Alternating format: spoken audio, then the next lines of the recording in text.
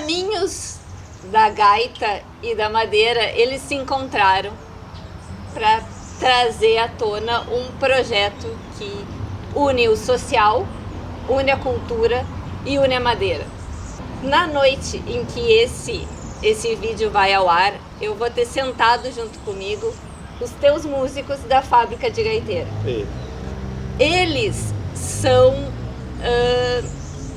os artistas desse teu projeto, desse teu sonho que nasceu lá em 2004 e que o seu Bueno traçou o caminho junto.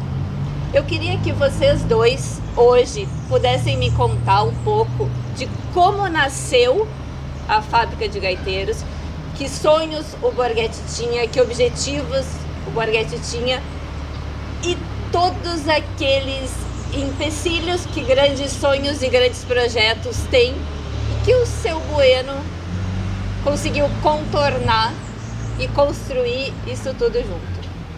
Vou começar pelo seu Bueno. Como foi receber o Renato Borghetti, receber esse projeto, aquela pastinha embaixo do braço e dar continuidade a tudo isso junto com ele? Não, foi muito bonito. Nós tínhamos um outro projeto que era Música na Fábrica, que o diretor artístico era a ideia de juntar os vizinhos dentro da fábrica de celulose para integrar e conhecer um pouco e tirar aquela desconfiança que poderia haver de alguns vizinhos, que era o Marcos Borghetti, o diretor artístico. Aí o Marcos me disse um dia, o Renato quer falar contigo, quer te apresentar um projeto aí. Eu falei, tudo bem. E o Marcos é irmão do Borghetti. Irmão mais velho.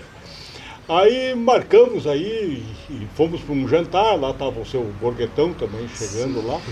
E o Renato me falou do projeto logo, né? Nessa época a empresa, que a CMPC comprou essa fábrica aí, entrou no Brasil aqui, através da Aracruz Celulose, quando teve aquela crise dos derivativos, ali a Aracruz foi obrigada a vender. A fábrica de celulose diz que não se vende, né?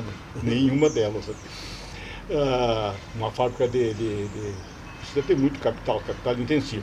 Mas de qualquer maneira, então, nesse jantar lá, o Renato me falou do projeto, ensinar crianças de 8 a 15 anos a tocar acordeon, a gaita ponto, que estava se sumindo aqui no Rio Grande do Sul, não tinha mais fábrica, não tem instrumento. E ele andando pelo interior recebia muitos bilhetes, aí puxou da carteira ali uma série de bilhetes e me mostrou aonde comprar gaita, como, com quem estudar. Então a própria cultura do Rio Grande do Sul exigia um projeto dessa natureza. Eu pensei, nós estávamos construindo junto com o Walter Lídio, na época que era diretor-presidente aqui, uma ideia de uma aceitação social. Digo, esse projeto é tudo que eu preciso, porque ele vai envolver as crianças, envolve os pais, os padrinhos, os vizinhos. Quer dizer, isso aqui é um projeto maravilhoso. Aí eu vou tocar esse projeto aqui aí. Me corri se eu estiver saindo fora do topo. Tá certo, aí andou e o Renato toda hora, não, mas e a fábrica? Eu digo, não, mas a fábrica está indo bem, a gente tem um problema com algumas ONGs aí, porque a gente está contornando, nós precisamos mostrar mais a função social da fábrica, porque esse projeto me interessa, não sei o quê.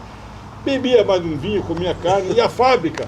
Digo, a fábrica está vindo, aí você deu conta da coisa. Não, não é isso, nós temos que construir uma fábrica de gaitas. Aí eu me assustei, digo, eu vou chegar lá para a diretoria, eu quero fazer uma fábrica de gaita. O cara enlouqueceu. Aqui já teve 12 fábricas de gaita, não existe nenhuma mais. Nenhuma, por um tempo, por uma razão ou outra, extinguiram. Nosso negócio é fazer celulose, não é fazer gaita. Digo, vai ser difícil, tenho que cair fora disso aqui. E aí fiquei pensando numa maneira de cair fora. Lembra? Mas, foi quase que um desafio, né? Olha, se fizer de eucalipto... Foi a maneira que eu achei. Nós podemos pensar, não é? Vamos fazer, podemos pensar. E aí é que se cruza, então, os caminhos entre a celulose, a gaita e a cultura do acordeon, que também andava, vamos dizer... Os gaiteiros vinham desaparecendo. O que alguém me contou era que a gaita ponto estava sendo substituída pela gaita piano na época. E a própria gaita piano também caiu, o acordeon em geral, porque isso aqui é um acordeon diatônico, a piano é um acordeon apianado, e ela teve o seu auge nos anos 40, 50, até 60, mas ele teve um momento que as fábricas que tinham no Brasil, a maioria no Sul, foram parando, foram migrando para outra atividade, ao ponto de nós não termos mais nenhuma fábrica de acordeão no Brasil. Não no Rio Grande do Sul, no Brasil. E eu pensei, eu digo, puxa vida, isso a médio e longo prazo vai ser um problema. Eu imaginei, a música gaúcha sem gaita, forró sem sanfona, Sim. a música sertaneja sem o acordeão, que é tão característico. Eu digo, mas isso é um problema. O acordeão existe, veio da Europa, né? Chegou no Brasil pela imigração italiana e alemã. Então existe o acordeão europeu, mas é um instrumento caro. O acordeão em si é um instrumento que tem um valor um pouco alto. E o importado mais ainda. Mas isso vai ser um problema, principalmente para uma criança que quer começar a tocar. E assim eu pensei, se fabricavam isso 40, 50 anos atrás, 60, hoje, não que seja fácil, mas é possível. Não, mas aí a maneira que eu pensei, digo, eu vou cair fora desse projeto aqui. Lá na hora, me lembrei do eucalipto, uma árvore de crescimento rápido, que lasca muito e abre normalmente, né? Utilizava para celulose com 6, 7 anos. Eu pensei a mesma coisa, né? Mas com 30 anos se usa para tábuas, para construção civil, imóveis mesmo, assim, mas selecionada, né, com essa dificuldade. Aí disse para o Renato, olha, se for de eucalipto, eu acho que dá para pensar mesmo. E aí mandamos as amostras lá para o luthier dele, que é o Tadeu, aí em Guaíba. Aí o Tadeu foi rápido, assim, não presta. Ele nem tentou, ele olhou assim. Não, e como não. foi receber essa notícia? Eu tenho que construir uma gaita de eucalipto. Não, mas eu até comentei com o Tadeu que nos deu essa assessoria inicial. Mas, Tadeu, não dá para tentar fazer uma assim para ver se... Nem vou começar, não tem como. A gaita era feita de que madeira na época? Normalmente outras madeiras, mas a nogueira, cerejeira, são normalmente associada a uma árvore nativa, né? Então, eu achei, primeira coisa, claro, a dificuldade do desafio que o Bueno colocou, mas ao mesmo tempo eu vi de outra forma também, porque daí tu vai estar usando uma madeira que vem de um plantio certificado, que não vem do desmatamento, e a gente tem todo esse cuidado com as crianças também, né? Que a gente tem que passar essa ideia da sustentabilidade não só na fabricação do instrumento, na postura da fábrica, desde dar energia e tudo. Então a madeira, esse desafio ao mesmo tempo foi legal para a gente poder desenvolver uma gaita a partir do eucalipto. Então o Borghetti botou embaixo do braço o projeto, bateu na Aracruz, a Aracruz devolveu dizendo, eu topo, mas a gaita vai ter que ser de eucalipto. E aí o Aguiar gritou para mim, Bueno, é isso que nós temos que fazer. Nós temos que mostrar a utilidade das árvores, aonde elas estão presentes na vida das pessoas, e como é isso que nós temos que fazer. Aí eu me lembrei, digo, padre, o presidente tem um gaiteiro aqui muito popular, que está com uma ideia de ensinar a criança a tocar gaita e fazer gaitas de eucalipto. Ele abraça esse projeto, abraça o projeto. Aí depois eu disse pro Walter, digo só, não vou ter um problema, lasca a madeira, o Walter te vira. A gaita vai ser de eucalipto. Tu vendeu a ideia, agora tu te vira. Mas aí nós lembramos do próprio Walter que a Aracruz era sócia de uma empresa americana. Não, mas nós batemos nos eucaliptos mais velhos, mais antigos aqui para tentar, não, né? Deu certo. O natalício aqui em Guaíba, mas não dá. Não deu, mas aí o Walter lembrou que tinha um produto chamado Liptus, feito por uma planta lá do sul da Bahia, que era 50% Aracruz, a constituição da empresa, e 50% Weyerhaeuser, americano. Essa madeira era toda exportada, principalmente para a Flórida, ali para Miami, e usavam inclusive em painéis de lanchas.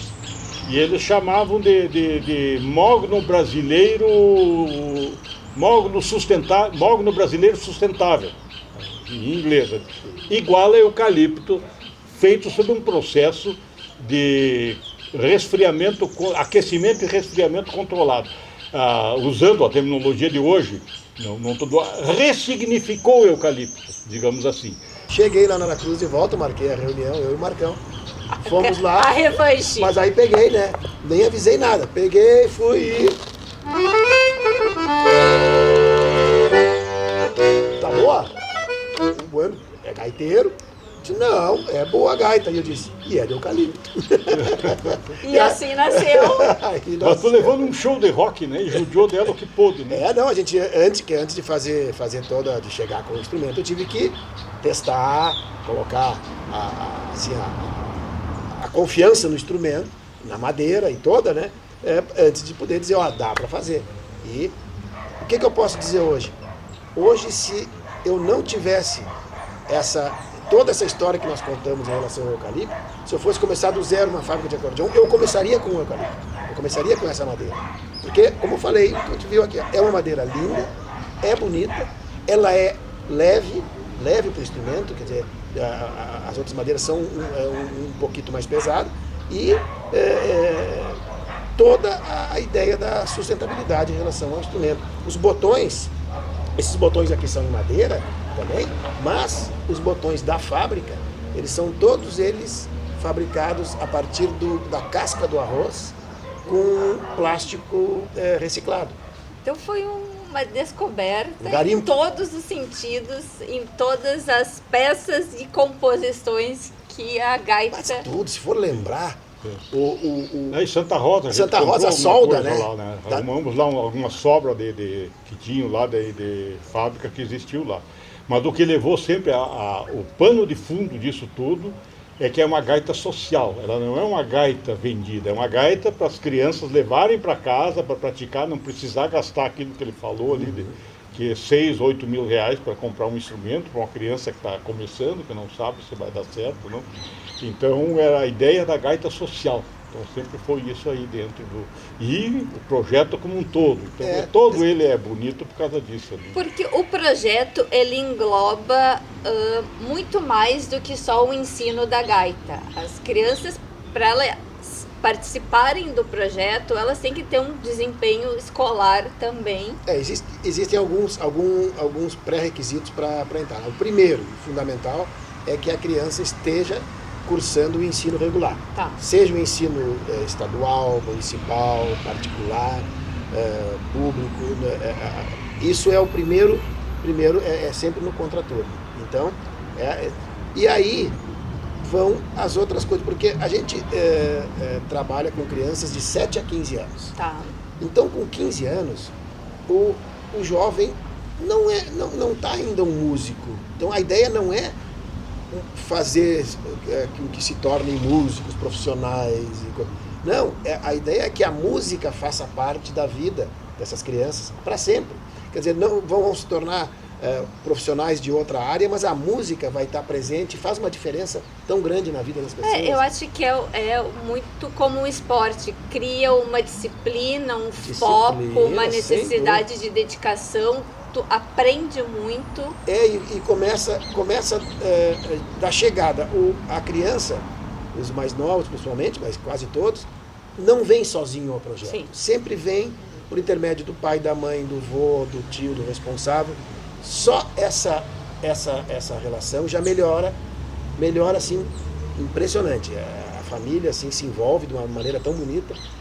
Depois a gente começa a ver a parte do rendimento, porque é tudo muita matemática, muita lógica. Então a criança começa, os pais nos dão esse feedback de começou o rendimento escolar a melhorar. A parte de saúde, principalmente saúde mental, e as crianças, os pais nos dizem, não, meus filhos tomavam remédios pesados, muitos diminuíram, ou até alguns que não tomam mais, porque a música entrou nesse vácuo. E quando tu tem um gaiteiro promissor, vamos dizer, tu tem um aluno, ele é um bom gaiteiro, mas o desempenho escolar dele não acompanha. Eu vou dizer bem sério que essa relação quase não existe, porque como eu falei, o aluno que tem um desempenho baixo na escola, seja por qual motivo, seja dificuldade pessoal ou externa, a fábrica vem como uma ferramenta que ajuda. Então, o que a gente recebe das famílias é exatamente essa ajuda que a fábrica faz para essa melhora. Quando acontece, e são raras as vezes que acontece, de ter algum problema de desempenho escolar ou de indisciplina escolar, isso também acontece na fábrica. E a gente tem essa percepção que a criança começa a não estar com muita vontade, a gente vai aos pais para dizer, olha, tá acontecendo isso, e aí normalmente a gente fica sabendo que mas está tendo esse problema também na escola, a gente está tendo alguma coisa aqui na família que não está. Então isso a gente percebe porque é uma escola, né? É uma fábrica, mas é uma escola, então os problemas existem. Então, fazendo a fábrica de gaiteiros, claro que a gente teve que aprender a fazer o instrumento, a gaita. Hoje, a gente fabrica 100%, a gente não terceiriza nenhuma peça. A gente tem matriz de todas, desde os botões, desde a mecânica, da parte de madeira, a parte de papelão, gabaritos. Então a gente compra a matéria-prima bruta e dali sai o instrumento. A diferença de uma fábrica normal é a última etapa. A gente não vende nenhum instrumento. A gente quando finaliza o instrumento, eles são já pensados para irem para a mão de crianças que vão aprender a tocar. Sejam algumas fábricas, algumas unidades que já existam, e sempre precisa de mais gaitas, ou a gente monta uma unidade nova em alguma outra cidade que não tem. Então a gente não vende, não comercializa nenhuma gaita, nenhum instrumento. Isso é uma regra também do projeto. Até por lei, por estatuto, o instituto, a gente poderia, desde que a verba, o valor correspondente fosse para o próprio instituto. Mas a gente não quer, se puder, não vamos fazer isso. Até quando a gente começou o projeto, muitos diziam assim, você está fazendo uma fábrica aí, daqui a pouco tu vai começar a vender, tu vai começar, tu está aí tirando esses clientes, vai daqui, ajeitando aqui, mas depois tu vai pegar essas gaitas e tu vai sair vendendo. Mas depois de quantos anos, 16, 17 anos de projeto, eu acho que eles já viram que não vai. É a gaita social. É a gaita social. A gaita a gente fabrica e não vende, fica toda a produção para as crianças. Seu Francisco, passados aí 16, 17, quase 20 anos do senhor ter recebido esse músico com esse desafio, que sentimento o senhor tem de ver hoje a fábrica de gaiteiros se transformar no que se transformou? 25 unidades, 700 crianças aprendendo, a cultura gaúcha crescendo, ganhando força, se mantendo, ela podia ter desaparecido lá atrás. Então, ver toda a cultura do nosso estado também sendo levada adiante. Como é que o senhor se sente sabendo que tem também responsabilidade de um tijolinho na construção desse sonho? Isso é evidente que dá uma alegria interior muito grande. Eu sempre, no tempo que tive ainda na CMPC aqui, acompanhava, viajamos aí por várias escolas, acompanhando todo o andamento. Era um dos grandes projetos, e ainda a CMPC faz muito bem, eu acho isso, em continuar apoiando, um dos grandes projetos sociais ali. E ele inclui de tudo ali dentro desse portfólio de projetos. Esse aí é um projeto bem completo e mostra também a responsabilidade social da empresa ali de entrar em outras áreas, além da área de produto, de uma empresa de mercado, uma empresa de exportação, mas também entrar no papel social da empresa ali, está muito presente, né? Então isso sempre tive muita alegria com esse projeto aí. E aquele, vamos dizer, aquele balde de água fria que ele jogou, que era o eucalipto, como é que hoje tu olha para ele e te sente? Porque na verdade tu transpôs diversos problemas e conseguiu tirar o sonho do papel e ainda poder ter toda a sustentabilidade do setor florestal a teu favor. Eu sempre vou ter esse agradecimento, né, à empresa, na figura do Bueno, na época da Aracruz, e agora a CMPC, principalmente pela confiança, porque o Bueno não vai me deixar mentir. Aquele Tadeu que nós falamos lá no início, o que ele dizia que era o projeto? O projeto é louco. De louco, Não, quando eu expliquei o projeto pro Tadeu, aquele que ia fazer, ele disse, mas Renata, não vou contigo esse projeto é para louco, é de louco. Não dá esse teu projeto, não vai dar certo. Eu disse, mas Tadeu, se desse certo, tu nos dá uma assessoria. Então, o Tadeu foi que nos ensinou depois a fazer, junto com o Rogério, que é o nosso luthier até hoje, e a dar os primeiros passos, então, a aprender realmente a fazer o instrumento. Então, chegar assim um cara com um projeto para louco, Sim. numa empresa grande, e a empresa ter escutar, já é uma conquista, né? E claro, esse desafio de fazer com o eucalipto foi talvez até um motivador, foi um bom desafio. Desafio de saber, conhecer, estudar mais. Sim. Também descobri que o eucalipto tem diversas variedades, então tem diversas utilidades, aquilo que se falou, diversas utilizações que muitos nem conhecem, né? Desconhecem das possibilidades. Então, esse desafio de fazer a gaita de eucalipto, para mim, me motivou muito. Eu acho que a honra também, né, de ter construído o equipamento, a gaita, o instrumento musical, a palavra certa. Renato, para encerrar, eu e o seu Francisco, a gente gostaria de ser agora a plateia. Sim, pode. Então eu vou até arrumar minha cadeira, vou sentar mais para cá, para poder assistir ao Renato Borghetti. Estamos aqui na Barra do Ribeiro, né?